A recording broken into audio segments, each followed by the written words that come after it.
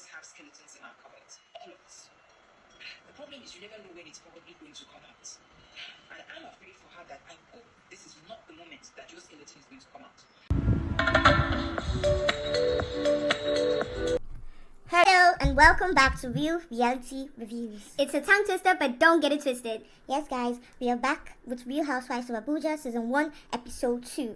In this second episode, it starts off with Comfort. I know I said a lot of things about Comfort in our audios before and everything, but girl, her diary cam outfit is giving haute couture.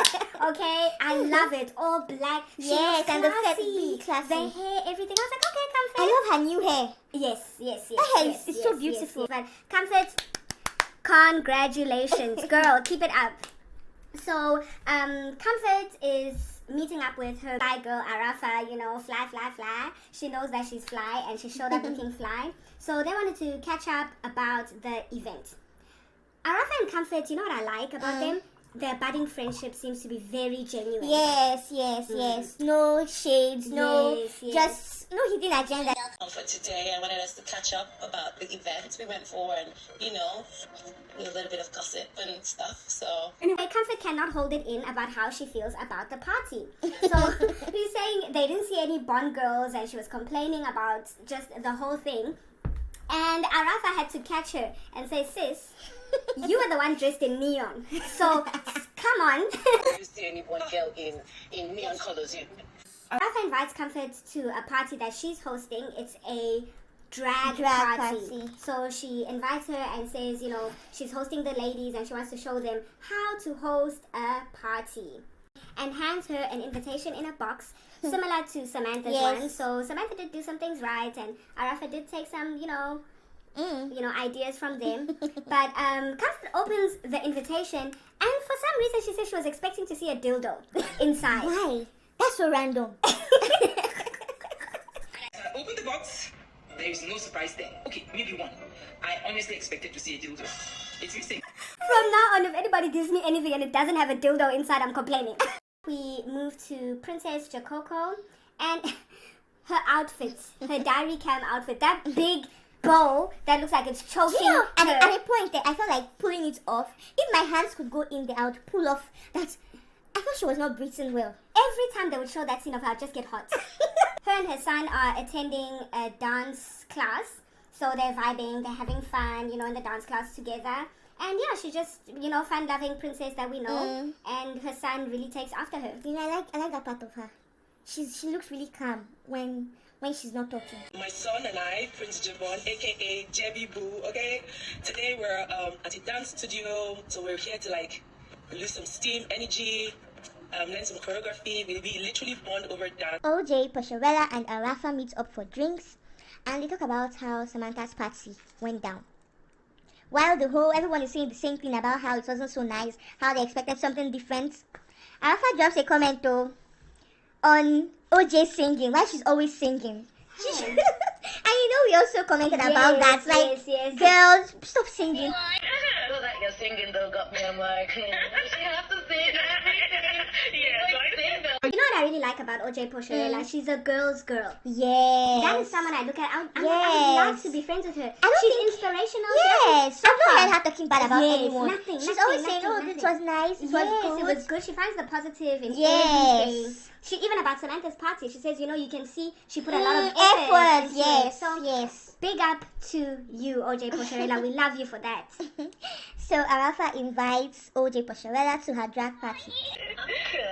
Arafa is someone I've known for a long time. We meet up sometimes. She invites me for her events, so we're very civil and we're friends. Well, I can say not any simple party. Oh no! What's been going on? How did you enjoy it?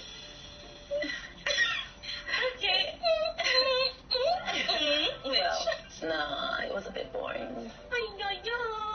But she put in so much effort. Arafa and Comfort are having lunch, and while they were exchanging pleasantries, Arafa asks of a princess, Comfort's princess, and Arafa goes, oh, she's in school?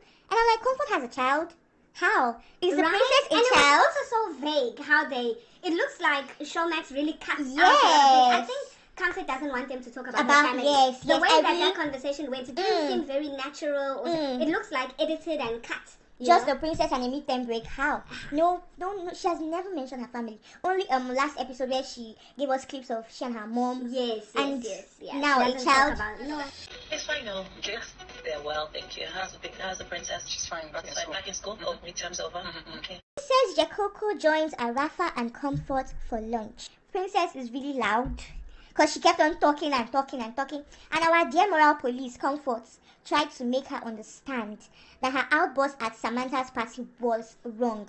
And I agree with her. Did you see how quickly Princess switched off that topic and just started talking about how actually the Green Girls, because now she's given them this very whack name of the Green Girls, were already on a bad vibe before she did that. She completely switched. She just said, "Oh, I got bad vibes from you votes." But I don't know you, so I don't care. She was referring to Comfort. Like, she doesn't know Comfort, so she doesn't care about her bad vibes. And that she expected her to be bad vibes. Yes. Why would you not know? You don't know the person. Expect the person to give you bad. Why? Why does Princess want everything to be about her? Oh, no. She wants the world to revolve around her.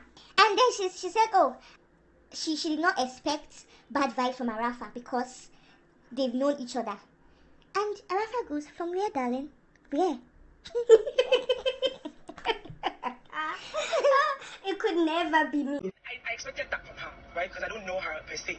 But you, girl, we have to get to, because I know you. From where? Excuse me. No, seriously.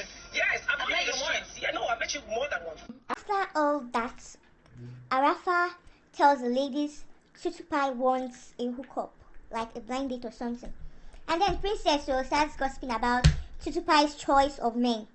How she wants bad guys, which I really think is not cool. You don't just go there and out your girl like that. Why are you telling other girls what your girl wants, or why she doesn't get good men, or she's not meeting the kind of people she's supposed to meet? Bad at this point because it's clear that Tutu has no idea that this is going on. So I feel like we have been discussing Tutu behind her back. I don't do that. So definitely she attracts like the wrong people because of the things she likes. I feel like she likes bad boys, kind of energy and all of that, and it's so nice, so romantic, so sexy at that very moment. But it's not sustainable. For me, I didn't think it was that bad. I mean, she just said like she likes bad boys, and I feel majority of women do go through that stage. Anyway, later when we found out her age, I don't see why she would still be infatuated with bad boys at her big age. But at the time when they were having the conversation, she could have said worse things. I thought it was still quite light. Comfort moral police sits there and gives a lecture on how they should go about the blind dates. We can call her a dating coach. Can you imagine? So Comfort the dating coach. It's like getting Samantha to be your event planner. Because Comfort, do you have a man? Comfort, do you have a man? My goodness. I feel like she's not even dating a man. So how come you know so much to call yourself an expert or a coach? How come? She should have said no to the job. I don't have the experience. Sorry. Point, yours truly is appointed to be the relationship expert. I have some years on me, so maybe they're right. After this scene, we break into Arafa at the gym. So Arafa's at the gym, exercising, getting buff, and boom, she bumps into Samantha. So they have this fake lead into the scene of, oh, you go to this gym? Oh, yes, I do. I'm at the gym and I'm having my daily workout, and I sight Arafa and I recognize her from my party, and she says hello to me, and I walk up to her. Hi, birthday girl. How are you? I looked over there and I'm like, wait a minute. How are you? I'm good. How are you? Good. You come to this gym? Oh, nice. Arafa asked her about the bondness of her bond party. From and Bond then to Samantha, Barbie? yeah, clarified that no, the photo shoot, which I showed the photos at the end of the party, was Bond theme. It's That's not making sense. How do you call it a team party and it's your photo shoot that is Bond? How? Your photo shoot should also be Bond, but also the party The should also party, be yes, Bond. because it's a party, Oh, my and you call goodness. it Bond themed party. So I just want to forget about Samantha's Bond theme party. I just want to forget about that party completely. Arafa and Samantha, they have a chat, get to know one another. In her diary, Arafa throws some shade and says that, Samantha's a bit boring. very so boring. she's Actually, not. I agree with her. Yeah. Samantha yeah. is really boring. She's not bringing any vibes at all to this show. I'm telling you. And she said, she's not going to invite her because she wants energy at her party. And definitely Samantha's not the person you invite if you want energy to your Exactly. party. I don't think I'm gonna invite Samantha to my party because for my party, I want energy. I want you to bring it. And the next scene, Tutupie is throwing down in the kitchen. You know, Chef Tutupie, dish with Tutupie. She's throwing down in the kitchen. She's cooking for her guest, Princess. The ladies make a toast. Princess suggests that they toast about love and Tutupie's love life or lack thereof. And it's just like, Princess, why is everything in your life a stage play? This girl cooked for you and you're here throwing shade? To you, gift of love. Oh, to you, funny the man, because I got a boob, okay? Okay. Are you shading me? Are you even crazy? Arafa calls Tutupie and asks if she got her invitation. And this was capital A awkward. Because why is Princess was there? And Princess didn't get an invite. Speaking of the devil, Arafa is calling. Okay. Arafa is my girl, so yeah, of course. So she's part of the Green Girl Alliance, but she's my girl. How are you? How are you? Pretty in pink. I'm good. Did you get my invite? I actually got it. I'm yet to open it because I literally received it not long ago. Okay. You look nice. Where are you? Hi, Arafa. You look good. These ladies don't know how to act when they're left out of something. They have serious FOMO. They really have a fear of missing out. If someone doesn't invite you to a party, just move on. Why are you now saying, hey, why didn't she invite me? I have to be there. Oh my goodness, no. Just leave it. You weren't invited, move on. Seriously. But I don't think Arafa really didn't invite her. I think she forgot to give her the invitation because if you look back at the scenes, the invitation boxes are on the table. Well, for me, I feel like after the whole back and forth with I know you, Arafa just changed her mind. So I'm a +1 or what? Arafa, if you're +1, so what? Excuse me, but I know the girl. But I got the box. Yeah. So next scene, Tutupie and OJ meet up to shop. That was the plan. So OJ is running late and Tutupie is just there, sitting, waiting for Miss OJ. Big ladies, business-minded ladies, known ladies, and you can't give me a call to tell me you're running late. And so OJ shows up after being so late. They talk for a while and then they get into the shopping experience. Tutupie felt some kind of way because she was shopping alone. You know, it was OJ that invited her to shop. OJ is acting like the shop belongs to her cousin and she's bringing people to buy things. In my home, when OJ asked me to come for this shopping experience with her, and I've ended up packing everything in the store, changing outfits, picking shoes, and OJ is just sitting and pressing phone. I don't know if she's shopping online while we're sitting there, but yeah, she left the store shopless. Okay, so Jide, this a new face. Okay, well, he was at Samantha's party. Jide is Princess's makeup artist. Wait, that's what I wanted to know. He was at Samantha's party on whose invitation? Please don't tell me that Princess invited her mom and her makeup artist. Who does that? And then another scene, OJ and Samantha meet up. I don't really know why OJ wears these heavy dresses and this looking like a masquerade. Sorry, in this Nigerian heat. In this heat. With the Abuja sun. Oh my goodness, you're gonna be putting on layers and layers and layers and heavy wigs. OJ, stop. So she meets up with Sam everyone calls boring.